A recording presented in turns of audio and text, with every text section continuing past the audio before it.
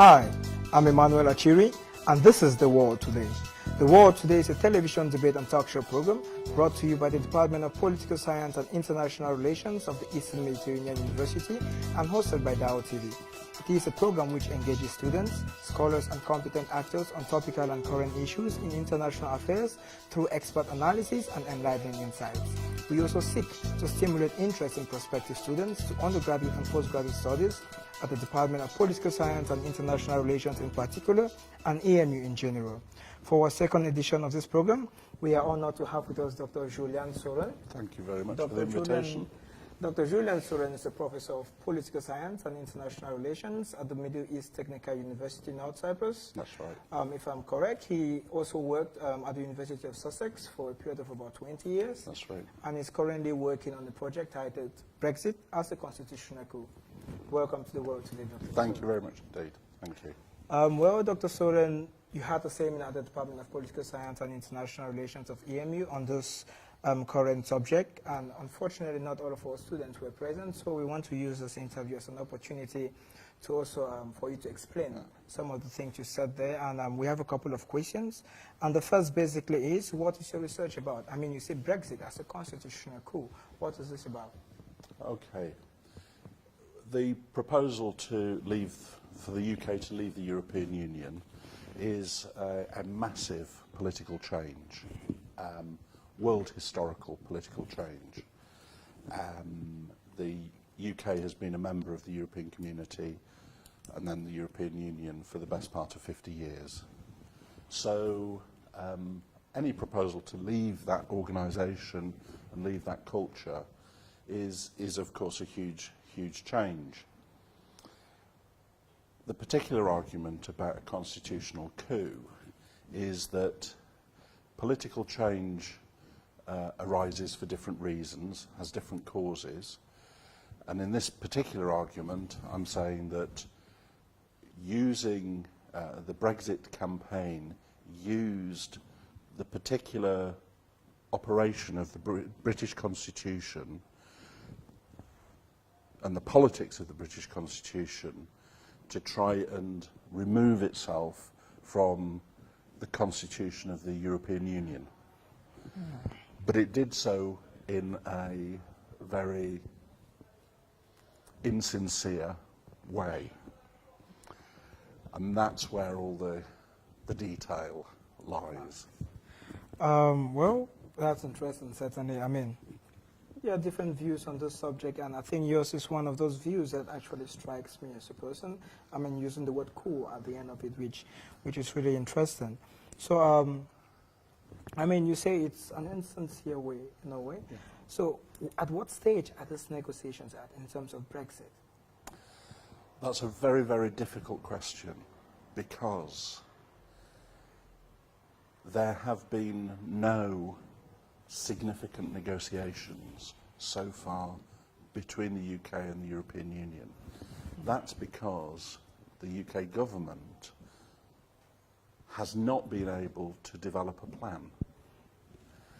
It has not prepared itself for negotiations, never mind actually leaving the European Union. So the formal date for leaving the European Union is the end of March 2019.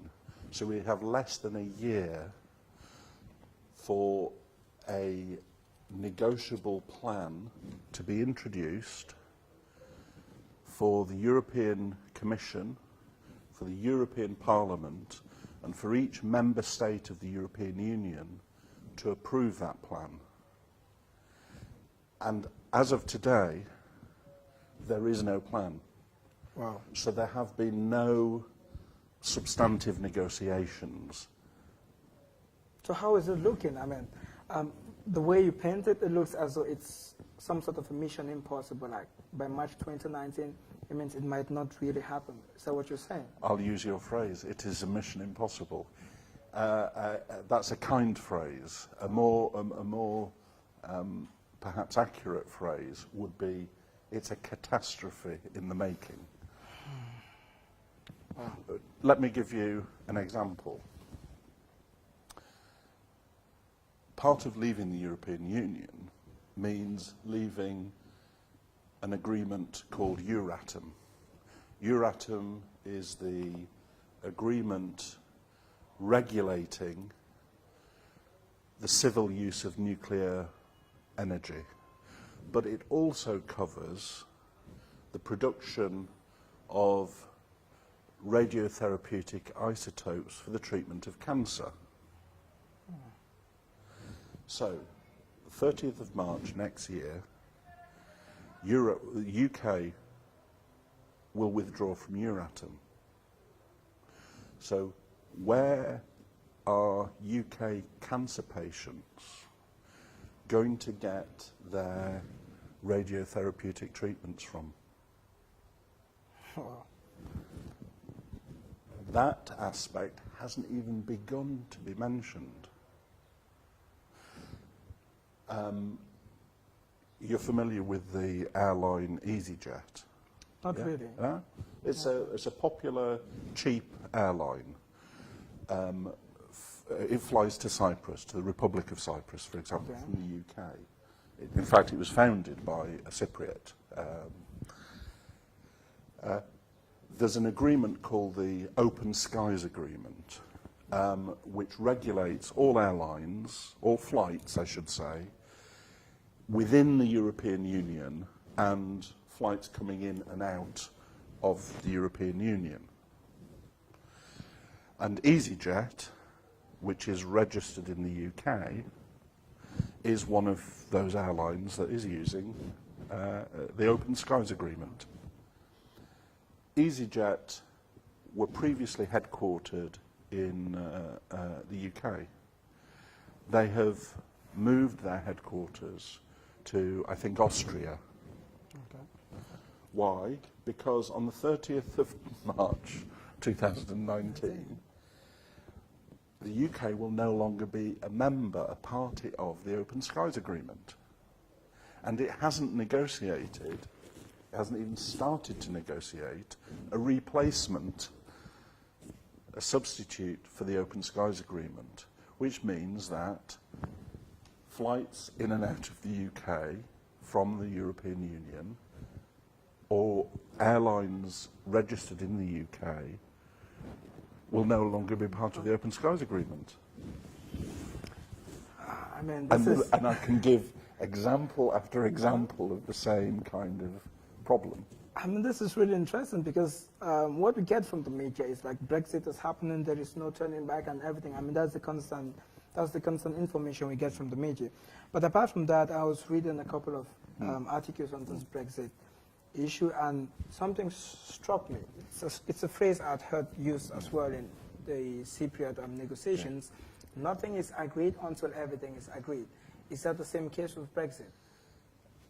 Effectively, yes. And so let's take an example of trade agreement. Okay.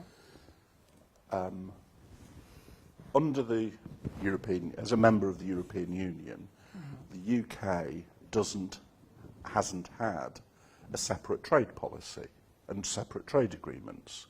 It's part of the European Union. It's the single market, so on and so forth. So the Brexiteers, those people campaigning for Brexit, have said, when we leave the European Union, we will have already negotiated new trade agreements with non-European Union countries, South Africa, India, Australia, so on and so forth. What's the number of agreements that are in place to replace the EU single market as of today? I have no idea. Maybe you could enlighten us with that. I will. The word in Turkish is sıfır, zero. Wow. There are no trade agreements. And one of the reasons that there are no trade agreements is because for the past 50 years, approximately, Britain hasn't had to negotiate trade agreements. It's been a European Union job. And therefore, Britain does not have trade negotiators.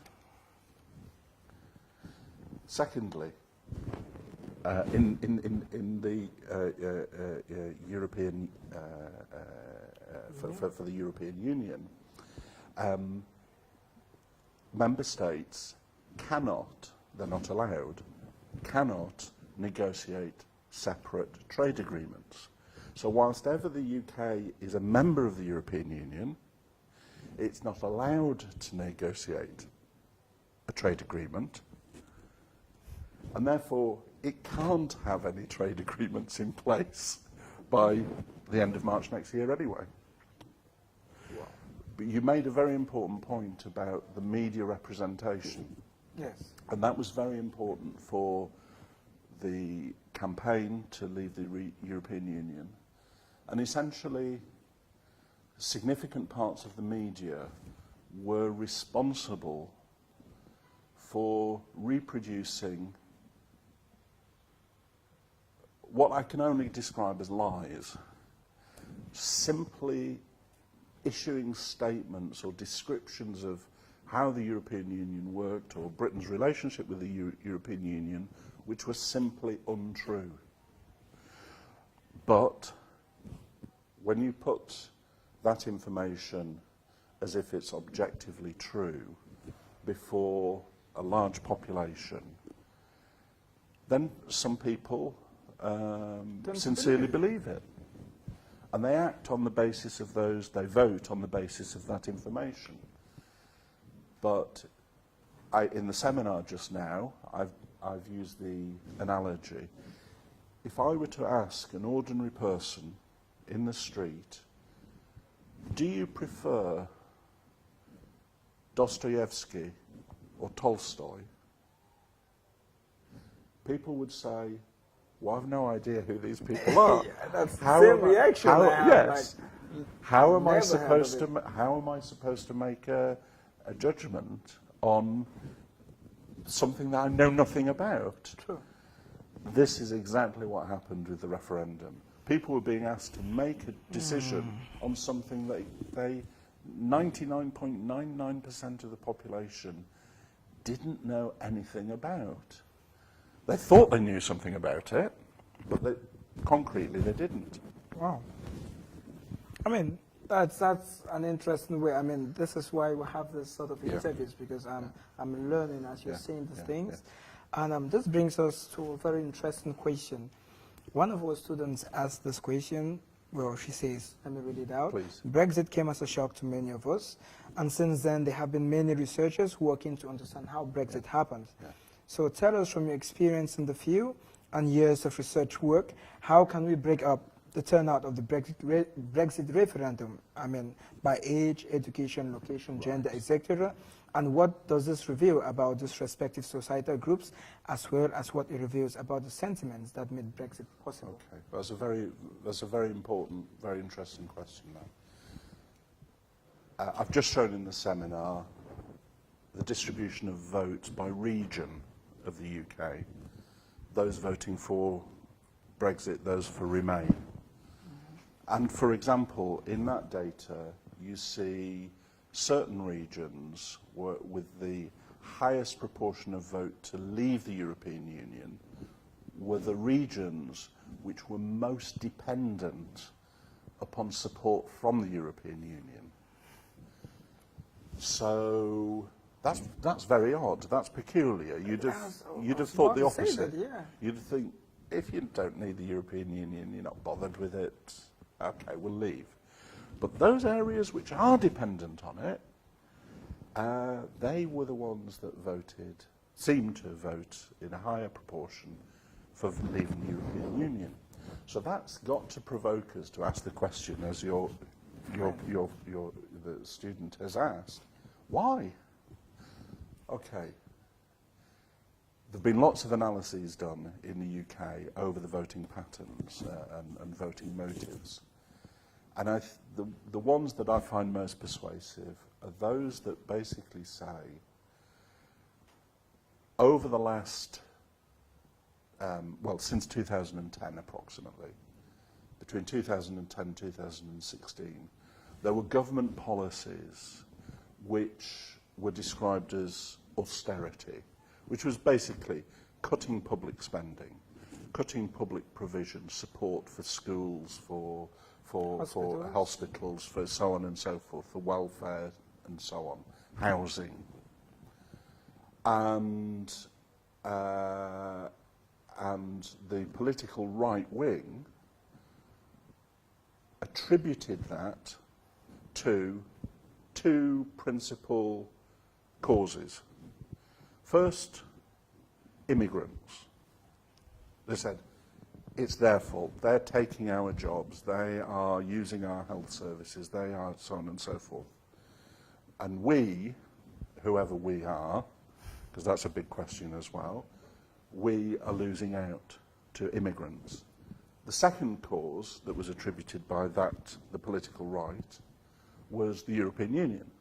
That it was because the European Union kept imposing certain policies or programmes upon the British people. And so put those two together in the popular mind, where a number of newspapers and television channels were particularly important in poisoning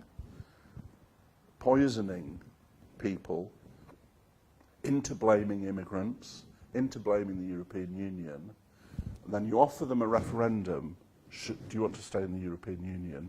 And their grievances, their genuine objections get transferred into, let's get Britain out of the European Union. And because it's the European Union, they alleged, who are allowing all these immigrants in. None of those stories are true. None of those stories stand up to scrutiny, but that's what people believed. That's what people were led to believe, or those people who voted for exit in the European Union. The kind of final point I'd make on that, if I can, is the opposition to the European Union, which generated the referendum, is also generational. So who was most likely to vote for exiting the European Union? Wealthy, white males of a pensionable age. And that sector, now that's most likely, it doesn't mean to say they all voted that way, whatever, but most likely to vote, that kind of profile.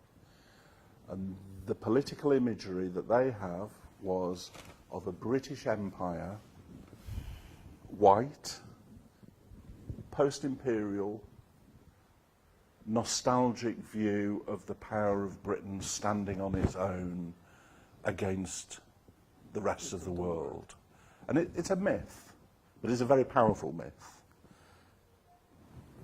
I mean, I was about to ask the question about age, but what about the young? I mean, because there were some reports that was basically as well on the news that there were not so many young persons like millennials who actually turned out to vote, and that influenced the results.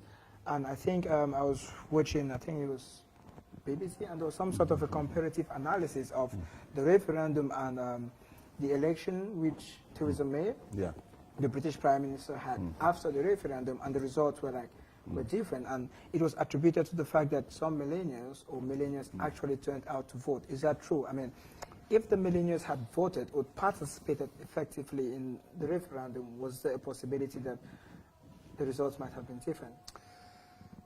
That again, that's a difficult one. The margin between the Remainers and the Brexiters was under 2% of the votes cast, right? So it's then quite difficult to say, well, if only this group or that group or whatever had voted differently, because it's a very small margin. Nevertheless, millennials, so-called millennials, did did vote in the referendum, this is putting it crudely, but this is an essential truth. Okay. The younger you were, the more likely you were to vote to remain. Remember, in the case of the UK, let's take university students. University students' experience of the European Union, apart from the fact that there are UK universities have got many, many European Union students in them, but also faculty staff as well, teaching. Yes. In my old department, two-thirds of the faculty staff were from the European Union. But the experience of students would be through exchange schemes, Erasmus, which meant that they could come to a university, spend a semester in Spanish university or a Dutch university and what have you. So the benefits of membership of the European Union to a European Union citizen, including UK citizens, was that they could travel anywhere, they could study anywhere, and so on. So they received the benefits. They were the ones who said, we like this, we want to stay part of this. It's those people who either didn't receive the benefits or didn't think that they received the benefits, who were more, and the older they were, the more likely they were to think that we don't get anything out of this. We're always paying in, but we're getting nothing out. Thank you very much for that. Okay. It's quite very detailed, and it gives us a better perspective of what this is about. The next question would be, I mean, in terms of economic and political influence, where does that leave Britain? And where does this also leave the stability of, let's say, the European Union? Yeah. Okay, the irony is that we're conducting this interview in the Turkish Republic of Northern Cyprus. Yes, definitely.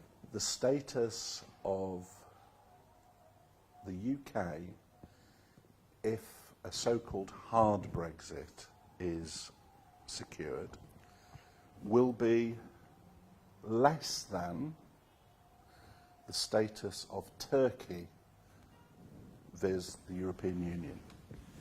Wow. It's extraordinary, isn't it? It is. That a modern state would want to leave an institution, leave an organisation, leave the European Union is a $555 billion euro market for the UK per annum.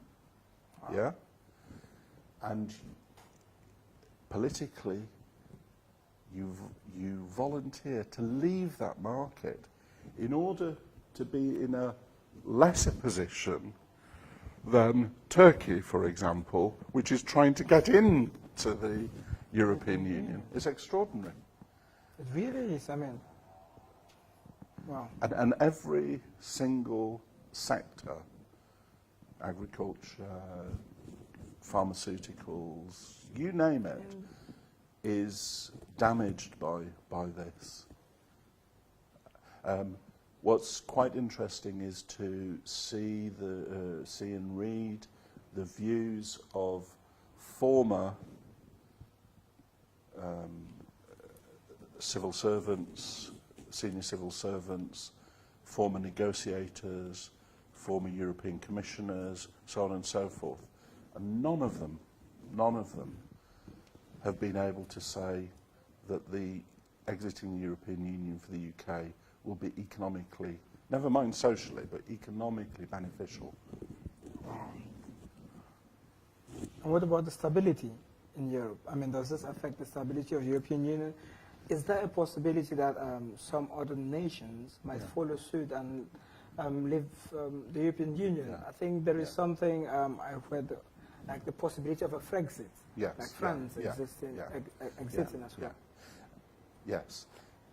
If you look at opinion polls across the European Union, every now and again you'll get an opinion poll in France or Germany or wherever which will show a high degree of dissatisfaction with the European Union. That seems to me to be perfectly normal, perfectly reasonable. People grumble about government and so on. So that should not be translated into we want to leave the European Union. Okay. I would follow the arguments of the former Greek finance minister, Yanis Varoufakis, whose argument is the European Union is an institution, an organisation, which has got some big problems, for sure. You can either say, these problems, I'm not going to bother contributing to solving them, I'm off, I'm leaving. Or you can say, this institution, which has these problems, has also produced all sorts of benefits and goods for the population as a whole. And it is worth staying in there to help resolve those problems. That would be my personal position, is that of Varoufakis. We've got to do that. Otherwise, I mean, let's remember, the European Union was a response to 2 world wars, yes, in which tens of millions of Europeans were killing each other. And we're not killing each other today, at least not in those numbers. And a large part of it is because we have a pan-European organisation which at its best cares for what's happening to fellow citizens in the other parts of the Union. Sure, there is a lot of problems, but let's identify what those problems are and address them. Well, I mean, that's a positive way, that's an optimistic way of looking at it. I hope the young Europeans watching would be able to listen to your advice. Basically, I think this was like 2 months ago, 3 months ago. I think it was the start of 2018. Yeah. I can't quite remember, but I think it was Nigel Farage, who it was on the news. He said there might be the possibility, or he proposed that why don't we have another referendum? Yes, yes. I mean, how feasible is this? And also, I mean, as a political scientist, are referendums really good? Do referendums really answer these questions that we want? Okay, that's an excellent question. Unfortunately, it contained the word Farage, but anyway. So, from a political theory, political science perspective, in the case of the UK, as I argued in the seminar, the use of referendums, I think, is a mistake. It has not been part of the UK political culture. So there have been a handful of referendum in the modern UK. Now, what a referendum does is basically it attempts to move decision-making away from Parliament, which is quite ironic for people like Farage and the Brexiters, because they, in their campaigns, had been asserting the importance of parliamentary sovereignty, that it's Parliament, the British Parliament, that should decide these matters. So if you argue that and then say, but on Brexit, we're not going to allow the British Parliament to decide this, we're actually going to go to a referendum and ask people, as I said before, do you prefer Dostoevsky or do you prefer Tolstoy? And you're faced with this result.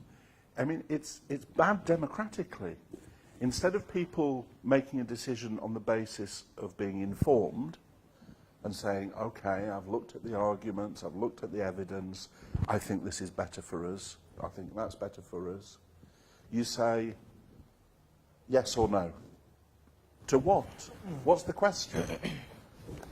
So a referendum is particularly in the British context, given that history, is a poor way of getting representation and making informed decisions. There's no wisdom in this at all. No wisdom is out of the scene. Especially because you just yes or no. That's not wisdom. I mean, especially for something as serious as Brexit. Yeah. So, in the case of the British Constitution, the status of a referendum is only advisory anyway. However, the Brexit campaigners said this is the will of the people, and the will of the people has to be followed. But that's not the case in the British Constitution. It never has been. I mean, what is the will of the people? I mean, this word is used, I want to say, by populists a lot of time. Oh, this is the will of the people. I mean, exactly. What is really the will of the people when sometimes you have electoral results, we have 51-49, and which people are we talking about? Exactly. So amongst those people who were prevented from voting, that's to say they were forbidden from voting, I should say, were European Union citizens who had lived in the UK for years and years and years. So I'm not saying that they were sufficient to change the margin of vote, but they have rights. And, incidentally, how many UK citizens live all year round in Cyprus? Both in the Republic of Cyprus in the south and in the north, right? How many live in Spain? How many live in so on and so forth? So, what happens to those people upon Brexit? Lots of unanswered questions. And those are the questions which should have been answered beforehand so that people could say, okay, I've taken into account British citizens in Spain, I've taken into account the effect on cancer drugs, I've taken into account all these factors which would make you decide whether to be part of this family or not part of this family. None of that was there. Well, Dr. Saurin, I mean, we could have this all day, and I'm sure our viewers would also want us to have this all day. Interview me on the 1st of April, April Fool's Day, next year, okay. The day after Brexit. We'll see what happens. That will be interesting. I mean, Dr. Saurin, this has been a wonderful interview. I'm sure our viewers have learned a lot. I personally have learned a lot, and I'm sure during the seminar as well, those who attended have learned a lot. I mean, this is it's really wonderful. Thank you very much. On the 1st of April, we can have you here, if not here, in some other place, and really talk about this issue. And to our dear viewers, I mean, thank you for staying with us throughout this period. If you want to watch the full clip of this video, you can visit the department's page, the Facebook page of the Department of Political Science and International Relations, EMU, or you can go to the International Office's Facebook page and check for the video. So, Dr. Saurin, thank you very much for having us. Thank you very much indeed. Thank you.